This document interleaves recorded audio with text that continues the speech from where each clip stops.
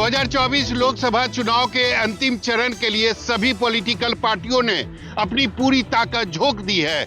NDA के सभी दिग्गज नेता, चाहे प्रधानमंत्री नरेंद्र मोदी हो, गृह मंत्री अमित शाह हो या फिर रक्षा मंत्री राजनाथ सिंह हो, सभी बिहार में लगातार और धुआंधार चुनाव प्रचार कर रहे हैं। बीजेपी ने बिहार में अपनी पूरी ताकत झोंक दी है। सूत्रों की माने तो प्रधानमंत्री नरेंद्र मोदी एक बार फिर कल यानी 29 को बिहार दौरे पर आने वाले हैं। इसके अलावा उत्तर प्रदेश के मुख्यमंत्री योगी आदित्यनाथ और रक्षा मंत्री राजनाथ सिंह आज बिहार के कई जगहों पर रैली को संबोधित करेंगे। गृह मंत्री अमित शाह और राष्ट्रीय अध्यक्ष जेपी नड्डा भी लगातार बिहार में रैली कर रहे हैं। अंतिम चरण में बिहार के 8 सीट आरा, बक्सर, पाटलिपुत्रा, पटना साहिब, सासाराम, काराकाट और जहानाबाद में चुनाव होना है। ये सभी 8 सीटें 2019 में एनडीए के खाते में थी। कैमरामैन ऋषि के साथ सौरभ कुमार, पटना, न्यूज़ 24। अंतिम चरण में उत्तर प्रदेश की 13 लोकसभा सीटों पर चुनाव प्रचार के लिए एनडीए के साथ इंडिया गठबंधन ने भी पूरी ताकत झोंक दी है। पूर्वांचल की 13 सीटों पर आज भारतीय जनता पार्टी ने पूरी फौज उतार दी। मुख्यमंत्री योगी आदित्यनाथ जहां मिर्जापुर और गोरखपुर में चुनाव प्रचार करते रहे, तो वहीं स्मृति ईरानी वाराणसी में चुनाव प्रचार कर रही हैं। इसी तरह से दोनों डिप्टी सीएम भी पूर्वांचल की अलग अलग सीटों पर चुनाव प्रचार में जुटे हुए हैं। भारतीय जनता पार्टी में संगठन के साथ सरकार के भी तमाम महत्वपूर्ण नेताओं को पूर्वांचल की इन 13 सीटों पर चुनाव प्रचार के लिए उतार दिया गया है। योगी सरकार के एक मंत्री को एक दिन में 4 से 5 लोकसभा सीटों पर चुनाव प्रचार करना पड़ रहा है। वहीं दूसरी तरफ इंडिया गठबंधन की तरफ से भी अखिलेश यादव और राहुल गांधी पूर्वांचल में धुआंधार चुनाव प्रचार कर रहे हैं। अखिलेश यादव और राहुल गांधी आज कुशीनगर और देवरिया के साथ दूसरी लोकसभा सीटों पर भी चुनाव प्रचार में जुटे हुए हैं। यूपी की इन 13 लोकसभा सीटों पर 30 मई को चुनाव प्रचार थम जाएगा। ऐसे में आखिरी वक्त में दोनों ही गठबंधन अपनी अपनी ताकत झोंके हुए हैं। दिल्ली के मुख्यमंत्री अरविंद केजरीवाल की अंतरिम जमानत की अवधि को बढ़ाने की मांग वाली याचिका पर सुप्रीम कोर्ट ने तत्काल सुनवाई से फिलहाल इनकार कर दिया।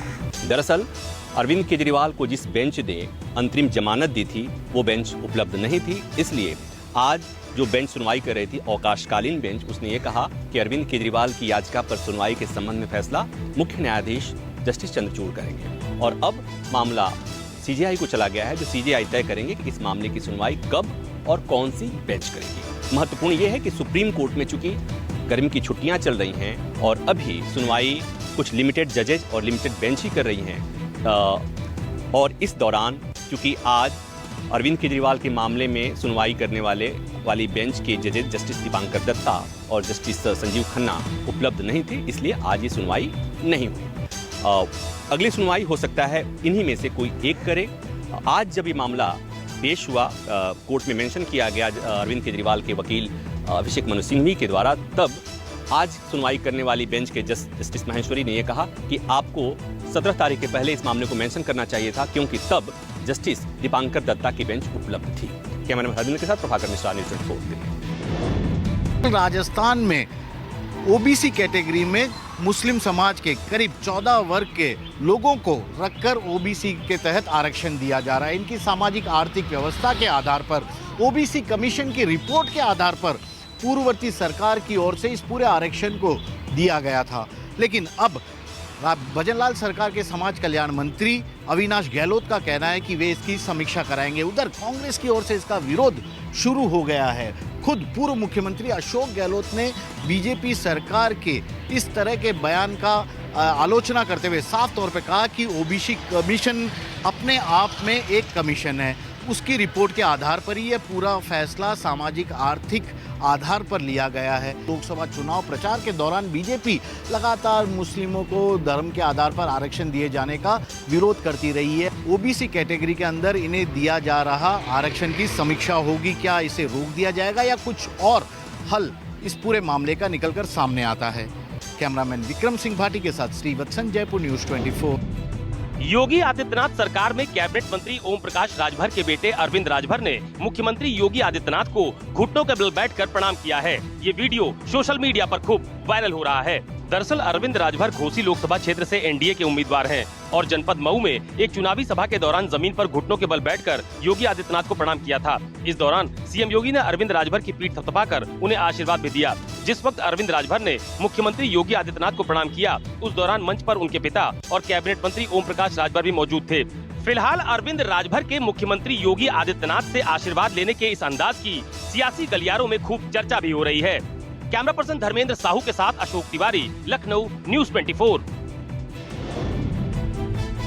रोहतक की सुनारिया जेल में आजीवन कारावास की सजा काट रहे गुरमीत राम रहीम के लिए एक बड़ी राहत भरी खबर रणजीत सिंह हत्याकांड में है, क्योंकि रणजीत सिंह गुरमीत राम रहीम के डेरे का मैनेजर था और उसको शक के आधार के ऊपर उसकी हत्या कर दी गई थी और ये मामला सीबीआई के सुपुर्द कर दिया गया था। और जब सीबीआई की विशेष अदालत ने आजीवन कारावास के साथ साथ गुरमीत राम रहीम को 31 लाख रुपए जुर्माना भी सुनाया गया था और इसके बाद गुरमीत राम रहीम ने पंजाब और हरियाणा हाई कोर्ट का दरवाज़ा खटखटाया था और इसके बाद आज जिस तरह से फैसला आया है वो कहीं ना कहीं गुरमीत राम रहीम के लिए राहत भरा हो सकता है। फिलहाल चाहे वो छत्रपति हत्याकांड हो या फिर रेप जैसे दूसरे मामले हो, वो भी अभी हाई कोर्ट में लंबित पड़े हुए हैं। कैमरामैन गंभीर सिंह राणा के साथ विशाल इंग्लिश, न्यूज़ 24, चंडीगढ़। पुणे में पोर्स गाड़ी से 2 आईटी इंजीनियर को कुचलने के मामले में पुणे क्राइम ब्रांच ने जांच तेज कर दी है। क्राइम ब्रांच इस मामले में आरोपी के पिता को एरौड़ा जेल से हिरासत में लेगी। इसके लिए कोर्ट ने मंजूरी दे दी है। आरोपी के पिता पर आरोप है कि उसने अपने फैमिली ड्राइवर को बंधक बनाया और पैसों का लालच देकर उससे कहा कि वो इल्जाम अपने ऊपर ले ले कि दुर्घटना के समय वही गाड़ी चला रहा था। इस मामले में एक बड़े राजनेता का भी नाम आ रहा है। आरोप है कि नेता ने ब्लड सैंपल बदलवाने के लिए डॉक्टरों से बात की। वहीं इस पूरे मामले में अब तक 10 लोगों की गिरफ्तारी हो चुकी है और ये मामला लगातार तूल पकड़ता जा रहा है। आईटी इंजीनियर के साथियों ने इस मामले में कई धाराएं लगाने के लिए प्रोटेस्ट भी किया है। कैमरा राजेंद्र के साथ इंद्रजीत सिंह, न्यूज़ 24, मुंबई। पश्चिम बंगाल में चक्रवाती तूफान रेमल का असर सबसे ज्यादा देखा गया है और जगह जगह पे करीबन सैकड़ों से ज्यादा जो पेड़े थे गिर पड़े हैं और वहीं पे जो निचले इलाके में अभी भी लोगों के घरों में पानी भरा हुआ है। तेज गति की हवाएं और रफ्तार से बारिश हो रही थी, जिसके वजह से पूरा तरह से जनजीवन अस्त व्यस्त पड़ा था। कोलकाता के ऐसे कई सड़कों में अभी भी पानी जमा हुआ है और लोगों को काफी परेशानियों का सामना करना पड़ रहा है। दूसरी तरफ उत्तर 24 परगना, दक्षिण 24 परगना, नदिया, मुर्शिदाबाद, मालदा और मेदिनीपुर, तमलुक, ऐसे कई इलाके हैं जहां पे लोगों के घरों में अभी भी बिजली नहीं है। बिजली वहां पे नहीं पहुंच पा रही है क्योंकि वजह है 29 से ज्यादा जो ट्रांसफार्मर थे पूरी तरह से जल चुके हैं। करीबन 356 खंभे जो इलेक्ट्रिक के थे पूरी तरह से नष्ट हो चुके हैं। तो कह सकते हैं प्रशासन लगातार इन सब जगहों पे रेस्क्यू काम कर रहा है। जगह जगह पेड़ों को हटाने का काम किया जा रहा है। तो कह सकते हैं कि पश्चिम बंगाल में अभी भी किसी भी तरह से जो यहाँ पे मानसून बना हुआ है, तेज हवाएं चल रही है और जगह जगह में बारिश भी हो रही है। कैमरामैन पंकज के साथ मनोज पांडे, न्यूज़ 24, कोलकाता। महाराष्ट्र के बीड जिले में 2 जातीय समुदाय के बीच में तनाव पैदा हो गया। तनाव से जुड़ा एक वीडियो भी सोशल मीडिया पर वायरल हो गया, जिसने तनाव को और हवा दे दी। यह विवाद मराठा और वंजारी समुदाय के सदस्यों के बीच शुरू हुआ। वीडियो में कुछ ग्रामीण कह रहे हैं कि मराठा समुदाय के किसी भी महाराज यानी कि धार्मिक उपदेशक को गांव में नहीं बुलाया जाना चाहिए। वीडियो वायरल होने के बाद प्रशासन हरकत में आया। पुलिस ने गांव के लोगों के साथ बैठक कर विवाद सुलझाने की कोशिश की। वहीं देवेंद्र फडणवीस और अजित पवार ने शांति बनाए रखने और टिप्पणी से बचने की अपील की। जांच करने पर यह भी पता चला कि ये वीडियो 15 से 20 दिन पुराना है। हाल ही में हुए बीड जिले में लोकसभा चुनाव में बीजेपी की तरफ से बंजारा समाज की पंकजा मुंडे और शरद पवार गुट की तरफ से मराठा समुदाय के बजरंग सोनवणे के बीच में मुकाबला था, जिसकी वजह से जातीय विवाद और भी गहरा गया। कैमरा पर्सन अचल सिंह के साथ अंकुश जायसवाल, न्यूज़ 24, मुंबई। मेरठ से सपा विधायक रफीक अंसारी बाराबंकी से गिरफ्तार, कोर्ट ने 14 दिन की न्यायिक हिरासत में भेजा। दरअसल रफीक अंसारी को पुलिस ने लखनऊ से लौटते वक्त बाराबंकी से गिरफ्तार किया। साल 1995 में जब रफीक अंसारी पार्षद थे, तब बूचड़खाने को लेकर हंगामा तोड़फोड़ की घटना हुई थी। मामले में 35 से 40 लोग के खिलाफ मुकदमा दर्ज हुआ था, जिसमें रफीक अंसारी का नाम है। मामले में 1997 में वारंट जारी हुआ था, जिसके बाद से अब तक रफीक कोर्ट में पेश नहीं हुए थे। 100 से ज्यादा बार वारंट जारी हुआ, फिर भी वह कोर्ट में पेश नहीं हुए। कोर्ट ने उनकी गिरफ्तारी के आदेश दिए। कोर्ट के आदेश के बाद पुलिस की 3 टीमें उनकी तलाश में छापेमारी कर रही थी। रफीक अंसारी इस मामले में बचने के लिए हाईकोर्ट भी गए, लेकिन उनकी याचिका खारिज कर दी गई थी। रफीक अंसारी को देर शाम MP MLA कोर्ट में पेश किया गया। कोर्ट ने 14 दिन की न्यायिक हिरासत में भेज दिया। साथ ही विधायक की तरफ से कोर्ट में जमानत अर्जी लगाई गई थी, जिसे कोर्ट ने खारिज कर दिया। कैमरा पर्सन धर्मेंद्र साहू के साथ मनोज पांडे, लखनऊ न्यूज़ 24। इस साल यानी अक्टूबर 2024 में महाराष्ट्र विधानसभा के चुनाव होने हैं। विधानसभा चुनाव से पहले पार्टी के कामकाज का जायजा लेने के लिए एनसीपी अजित पवार गुट ने मुंबई में एक बैठक का आयोजन किया गया था। इसमें अजित पवार के साथ एनसीपी के तमाम बड़े नेता मौजूद थे। जब छगन भुजबल की बारी आई तो छगन भुजबल ने अपने भाषण में कहा कि इस बार एनसीपी को 90 सीट महाराष्ट्र में चाहिए और अजित पवार इस बारे में भारतीय जनता पार्टी से अभी बात करें, ताकि एनसीपी के तमाम नेता नाराज हैं, क्योंकि इस बार की लोकसभा में सिर्फ एनसीपी अजित पवार गुट को 4 सीट हाथ लगी थी। इसलिए भुजबल का कहना है कि पहले से वहाँ पर बातचीत करके 90 सीट हाथ में लिया जाए। उधर छगन भुजबल के बयान पर महाराष्ट्र के उप मुख्यमंत्री देवेंद्र फडणवीस का कहना है कि महाराष्ट्र में भारतीय जनता पार्टी बड़ा भाई है और वो विधानसभा की सबसे ज्यादा सीटें लड़ेगी। इसके अलावा उनकी जो दोस्त पार्टियां हैं, उनका भी अच्छा ख्याल वो वहां पर रखेंगे। कैमरामैन अखिलेश सिंह ठाकुर के साथ विनोद चकताले, न्यूज़ 24 मुंबई। कांग्रेस की राष्ट्रीय महासचिव प्रियंका गांधी हिमाचल दौरे पर है। मंगलवार को उन्होंने ऊना के गगरेट और कोटेलगढ़ में रैली को संबोधित किया। प्रियंका की रैली में हिमाचल कांग्रेस प्रभारी राजीव शुक्ला, मुख्यमंत्री सुखविंदर सिंह सुक्खू, डिप्टी CM मुकेश अग्निहोत्री खास तौर से मौजूद रहे। प्रियंका गांधी ने कहा, बीजेपी भगवान राम के नाम पर वोट मांग रही है। किसानों की आमदनी दुगनी करने, 2 करोड़ प्रति वर्ष नौकरियां देने, कालाधन वापस लेने, महंगाई नियंत्रण करने के वादे पर बात तक नहीं कर रही। मोदी खुद वाराणसी नहीं जाते और न ही हमीरपुर के सांसद लोगों का हालचाल पूछते हैं, बस उद्घाटन और शिलान्यास करने चले आते हैं। यहाँ के सांसद बड़े बड़े महलों, क्रिकेट और मंचों पर दिखाई देते हैं, लेकिन आपदा के समय यहाँ नहीं आए। प्रधानमंत्री अक्सर कहते हैं कि हिमाचल उनका दूसरा घर है। जब आपदा आई तो एक बार भी प्रधानमंत्री यहाँ नहीं आए। राहत एवं बचाव कार्य के लिए केंद्र से 1 रुपया नहीं आया। जब हिमाचल आपदा से बाहर निकलने लगा तो मोदी और अमित शाह ने धन बल के सहारे सरकार गिराने की कोशिश की। प्रियंका ने कहा कि लोकतंत्र में जनता सर्वोपरि है। अब नई किस्म की राजनीति उभर कर आई है। मोदी जी के सत्ता में आने के बाद राजनीति धर्म के नाम पर हो रही है। हिंदू धर्म जनता के प्रति श्रद्धा रखना सिखाता है। राजेश शर्मा, हमीरपुर, न्यूज़ 24। के राजकोट में हुए भीषण अग्निकांड पर गुजरात सरकार ने की बड़ी कार्रवाई। म्युनिसिपल कमिश्नर आनंद पटेल, पुलिस कमिश्नर राजू भार्गव सहित तमाम आला अफसरों के हुए तबादले। गौरतलब है कि राजकोट गेम जोन हादसे में 28 मौतों के बाद 7 अधिकारी पहले ही सस्पेंड किए जा चुके हैं। सरकार ने म्युनिसिपल कमिश्नर आनंद पटेल को सामान्य प्रशासन विभाग में भेज दिया है और उनकी जगह DP देसाई को नियुक्त किया है। वहीं राजकोट पुलिस कमिश्नर राजू भार्गव को हटाकर ब्रजेश कुमार झा को नया कमिश्नर बनाया गया है। इसके अलावा पुलिस विभाग से तमाम DCP और ACP को भी हटा दिया गया है। हटाए गए अधिकारियों को सरकार ने नई पोस्टिंग नहीं दी है, इन्हें प्रतीक्षा सूची में डाल दिया गया है। वहीं राजकोट अग्निकांड में मारे गए 27 में से 13 लोगों के DNA मैच होने के बाद उनके पार्थिव शरीर उनके परिजनों को सौंपे गए हैं, जबकि बाकी लोगों के DNA टेस्ट की प्रक्रिया अभी भी जारी है। वहीं गिरफ्तार चारों आरोपियों को पुलिस ने 14 दिन की रिमांड हासिल कर ली है। कैमरामैन प्रभात साथ Bhupendra Singh, Ahmedabad, news 24। Rajkot gaming zone में आग के तांडव के बाद Mumbai fire brigade alert mode पर है। फायर डिपार्टमेंट ने सभी शॉपिंग मॉल की फायर ऑडिट शुरू कर दी है। इसके तहत यह देखा जा रहा है कि सभी शॉपिंग मॉल में फायर फाइटिंग के इंतजाम सही हैं कि नहीं और आग लगने की अवस्था में कैसे लोगों को निकाला जाएगा। साथ ही ये भी देखा जा रहा है कि अगर कहीं पर आग लगती है तो फायर ब्रिगेड की गाड़ियां समय से पहुंच पाएंगे कि नहीं। फायर ब्रिगेड को शिकायत मिली है कि कई ऐसे शॉपिंग मॉल हैं जहां पर ज्वलनशील पदार्थ रखे हुए हैं। साथ ही कुछ शॉपिंग मॉल ऐसी जगहों पर बने हैं जहां पर अगर आग लगती है तो फायर फाइटिंग के इंतजाम यानी फायर ब्रिगेड की गाड़ियां समय पर नहीं पहुंच पाएंगी। पिछले 11 साल के RTI के आंकड़ों को देखें तो मुंबई में करीब 50,000 आग की घटना रिपोर्ट की गई, जिसमें से 1168 आग हाई राइज बिल्डिंगों में लगी। कैमरा राजेंद्र के साथ इंद्रजीत सिंह, न्यूज़ 24 मुंबई।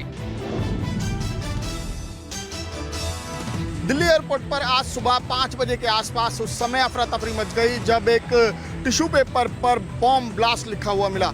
दरअसल ये धमकी दी गई थी एक इंडिगो एयरलाइंस की फ्लाइट के लिए जो कि दिल्ली से वाराणसी जाने वाली थी, और इस धमकी के बाद आनन फानन में तुरंत ही फ्लाइट को रोका गया, टेक ऑफ को रोका गया और उसे जो एक सेपरेट एरिया है वहाँ पर बे में ले जाकर खड़ा कर दिया गया, और उसके बाद जितने भी पैसेंजर फ्लाइट में मौजूद थे उन्हें तुरंत ही बाहर निकाला गया। करीब जो जानकारी मिल रही है कि 174 के आसपास पैसेंजर और क्रू मेंबर्स उस फ्लाइट में मौजूद थे। सभी को इमरजेंसी एग्जिट से बाहर निकाला गया और उसके बाद पूरी फ्लाइट में जो है वो सर्च ऑपरेशन चलाया गया, जिसके बाद 3-4 घंटे की मशक्कत के बाद इस कॉल को, इस जानकारी को हॉक्स करार दिया गया। जानकारी मिली है कि सुबह 5 बजे के आसपास जो एयरपोर्ट पर टॉयलेट है वहाँ पर एक टिश्यू पेपर बरामद हुआ जिसमें लिखा गया था कि जो इंडिगो एयरलाइंस की फ़्लाइट है उसमें बम ब्लास्ट हो सकता है 5:30 बजे, और 5:30 बजे के आसपास ही फ्लाइट को टेक ऑफ करना था। इसलिए तुरंत ही आनन फानन में फ्लाइट के टेक ऑफ को रोककर ये सारी कवायद की गई।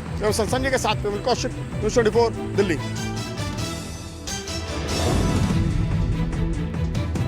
जम्मू कश्मीर के रियासी जिले के पनासा गांव में एक रहस्यमय बीमारी ने कुछ परिवारों के बच्चों को अपनी चपेट में ले लिया है।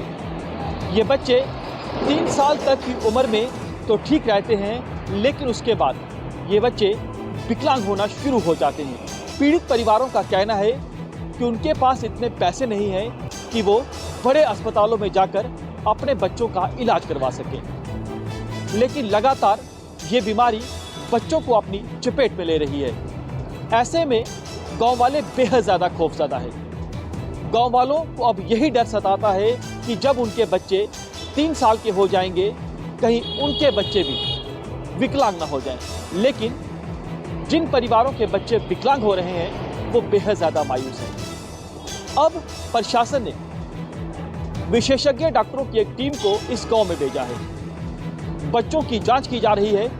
इन बच्चों के ब्लड सैंपल लिए गए हैं, यहाँ तक कि इनके माँ बाप की भी जांच की जा रही है। रिपोर्ट आने के बाद साफ होगा कि आखिरकार ये बीमारी है क्या, क्यों ये बच्चे 3 साल के बाद विकलांग हो रहे हैं। कैमरामैन पवन के साथ पंकज शर्मा, न्यूज़ 24 रियासी। मध्य प्रदेश में गर्मी के अब तक के सारे रिकॉर्ड टूट गए हैं। मध्य प्रदेश के निवाड़ी में सबसे ज्यादा तापमान दर्ज किया गया है, 48.7 डिग्री तक पहुंच गया तापमान। इसके अलावा मध्य प्रदेश के 5 जिले 47 डिग्री से ऊपर जा चुके हैं।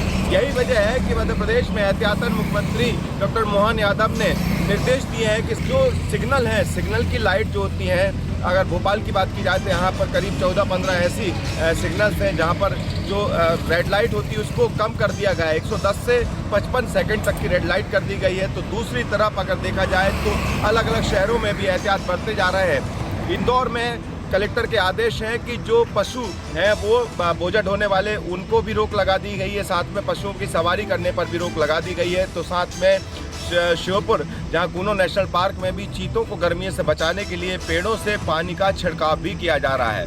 कैमरा पर्सन कमलेश व्यास के साथ विपिन श्रीवास्तव, न्यूज़ 24। जम्मू में भीषण गर्मी पड़ रही है। आसमान से ऐसा लग रहा है कि मानो आग बरस रही हो। पारा लगातार बढ़ता जा रहा है और भीषण गर्मी से जम्मू वासियों को बचाने के लिए आप देखिए कि जम्मू म्युनिसिपल कॉर्पोरेशन की ओर से वाटर स्प्रिंकलर्स का इस्तेमाल किया जा रहा है, यानी पानी का छिड़काव किया जा रहा है। ये आप देखिए रास्ते में, हाईवे पर हर जगह पर ये गाड़ी जो है ये गुजर रही है और आसपास चाहे कोई जानवर है उसको पर भी ये पानी का छिड़काव किया जा रहा है। जम्मू म्युनिसिपल कॉर्पोरेशन की ये पहल है कि वो जो है जम्मू के आसपास के जितने भी इलाके हैं, चाहे वो हाईवे का इलाका है, वहाँ पर भी इस तरह से पानी का छिड़काव किया जा रहा है ताकि लोगों को जो है वो पानी से बचाया जाए, क्योंकि बेहद ज़्यादा गर्मी है। ये आप देखिए ये पहल की गई है जम्मू म्युनिसिपल कॉर्पोरेशन की ओर से, क्योंकि लगातार जम्मू में जो गर्मी है बढ़ती जा रही है, पारा बढ़ते जा रहा है, उसी के चलते पानी के छिड़काव का इस्तेमाल अब किया जा रहा है। कैमरामैन पवन के साथ पंकज शर्मा, न्यूज़ 24 जम्मू।